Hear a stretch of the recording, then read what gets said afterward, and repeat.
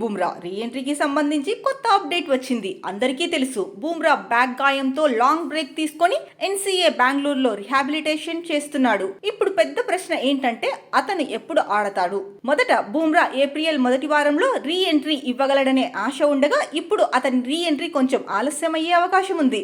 అంటే బుమ్రా ముంబై ఇండియన్స్ జట్టుతో ఏప్రిల్ రెండవ వారంలో చేరే అవకాశం అయితే ఎక్కువగా కనిపిస్తోంది. ప్రస్తుతం బుమ్రా తన రిహాబిలిటేషన్ ప్రగతిలో కొనసాగుతూ రోజు తన బౌలింగ్ లోడ్ ను క్రమంగా పెంచుకుంటున్నాడు. బీసీసీఐ మరియు బుమ్రా ఎవరూ కూడా అతని రీ ఎంట్రీని తొందర పెట్టాలని అనుకోవడం లేదు. అందువల్ల అతను ముంబై జట్టుతో లక్నో సూపర్ జాయింట్స్ మరియు ఆర్సీబీతో జరిగే 2 మ్యాచ్లను మిస్ చేసే అవకాశం ఉంది. ఈ మ్యాచ్లు ఒకటి ఏప్రిల్ 4న, ఒకటి ఏప్రిల్ 7న జరగనున్నాయి. కానీ మంచి వార్త ఏంటంటే బుమ్రా తన ఫైనల్ ఫిట్నెస్ టెస్ట్ కు దగ్గరగా ఉన్నాడు. ఈ టెస్ట్ వచ్చే వారంలో ఉంటే అతను ఆడేందుకు సిద్ధంగా ఉంటాడు. అయితే ఫిట్నెస్ టెస్ట్ ఫెయిల్ అయితే మరొక వారం రిహాబిలిటేషన్ అవసరం కావచ్చు. ముంబై ఈ 2 మ్యాచ్లలో ఓడినప్పటికీ అశ్విని కుమార్ వంటి మంచి బౌలర్ ను వారు కనుగొన్నారు. కాబట్టి బుమ్రా రీ ఎంట్రీ వరకు జట్టు తన ప్రదర్శన కొనసాగించవచ్చు. ముఖ్యంగా బుమ్రా జూన్ 20న ప్రారంభం కానున్న ఇంగ్లాండ్ సిరీస్ కు మరింత సిద్ధం కావాలనుకుంటున్నాడు. అందుకే ఐపీఎల్ లో పూర్తి ఫిట్నెస్ తో ఆడటం చాలా ముఖ్యం.